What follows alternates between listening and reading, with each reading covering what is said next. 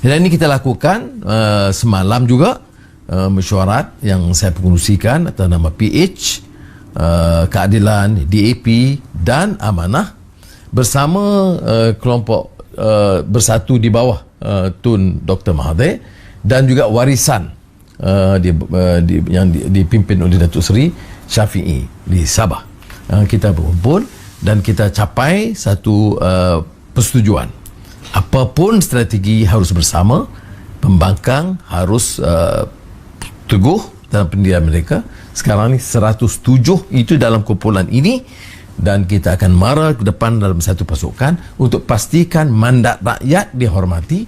Dan untuk menerajui kerajaan sedia ada, saya ingat tak ada langsung kontroversi, ya. Kita konsisten bersama dengan dalam Muafakat Nasional, UMNO dan PAS clear bahawa kita akan pertahankan kerajaan sedia ada. Jadi bila Pakatan Harapan buat drama nak cuba merampas balik kerajaan dan sebagainya, itu tak timbul lah dari segi stand ataupun pendirian UMNO sebagai sebahagian daripada Muafakat Nasional. Kita akan pertahan kerajaan Tan Sri Muhyiddin Yang Amat Perdana Menteri. Jadi itu bagi saya tak timbul persoalan itu. Dan yang cuba nak memecah belahkan kerajaan sedia ada ni hanyalah Pakatan Harapan yang memang kemaruk kuasa, dan mereka akan cuba menggambarkan seolah-olah ada perpecahan di kalangan kerajaan sedia ada, sedangkan kita tahu perpecahan yang sebenar adalah di sebelah Pakatan Harapan. 107 ahli parlimen, mula-mula dia sebut 129, kemudian sekarang dah jadi 107. Jadi kena tanya dia lah angka apa yang dia ada, kan. Jadi bagi saya, kita tak, macam saya sebut awal tadi, fokus kerajaan sekarang dan fokus UMNO adalah membantu dalam pemulihan ekonomi, dalam memastikan pelaksanaan program-program pemulihan tersebut turun ke bawah untuk rakyat akar umbi. Itu yang kita duk pening, dan itu yang duk kita fikir.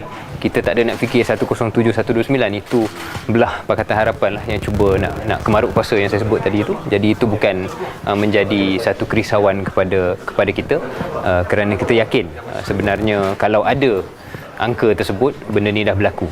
Jadi ini hanya saiwa dari pihak Pakatan Harapan yang risau akan prestasi yang baik kerajaan sekarang. Saya nampak situasi politik sekarang dinamik. Siapa sangka kita akan tiba ke saat ini di mana Pakatan Harapan akan berpecah dengan sendirinya, dan UMNO sebelum PRU15 pun dah jadi sebahagian daripada kerajaan. Tetapi pendirian soalan saudara tu, pendirian kita bersama dengan PAS cukup konsisten, iaitu kita mengutamakan Muafakat Nasional. Itu yang dah termeterainya piagam dan persetujuan antara kedua-dua parti besar Melayu tersebut, bersama dengan rakan-rakan kita dalam Barisan Nasional, bersama juga dengan Gagasan Sejahtera yang mana PAS mengetuainya.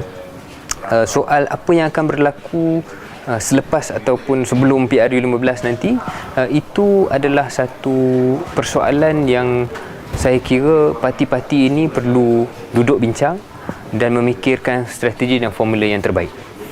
Saya nampak kematangan di antara parti-parti besar ini, sama ada UMNO, PAS bersatu bawah Tan Sri Muhyiddin, GPS dan kawan-kawan kita di Sabah. Kematangan itu cukup terselah, tidak seperti Pakatan Harapan yang calon untuk dia nak kata Tun Mahathir ada dalam Pakatan Harapan pun kita tak tahu ya atau tidak. Kematangan dalam parti-parti yang membentuk kerajaan hari ini saya nampak cukup tinggi. Jadi saya ada keyakinan satu formula yang akhir itu akan sampai. Bentuk formula itu mungkin tak boleh saya kongsi lagi, mungkin kita belum capai lagi, dan saya tidak mahu mengeluarkan kenyataan terburu-buru. Tetapi boleh saya kata bahawa saya ada keyakinan satu formula akhir yang adil kepada semua dan meletakkan realiti bahawa UMNO adalah parti dominan. Itu akan tercapai.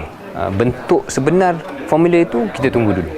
Formula tersebut bukan tempat saya nak sebut sekarang, tetapi cukuplah sekadar saya mengatakan saya yakin dengan kematangan kepimpinan semua parti yang terbabit, kita akan capai formula persetujuan tersebut. Saya nampak apa yang cuba dibuat oleh contoh ahli parlimen Simpang Renggam, bekas Menteri Pendidikan, yang tweetnya kononnya nak mengatakan bahawa akan ada perpecahan dan sebagainya. Itu biarlah mereka nak membakar sentimen. Tapi dari pengamatan saya sendiri, tanpa saya berkongsi perkara yang tak boleh saya kongsi, saya nampak kematangan itu akan menjurus kepada satu penyelesaian formula yang boleh meyakinkan rakyat. Terima kasih bersama Bro Jingo Channel. Mohon subscribe channel ini bagi mengikuti video menarik di masa akan datang. Jika anda menyukai berita ini, mohon like dan share sebagai tanda sokongan anda. Sokongan anda amat dihargai. Terima kasih.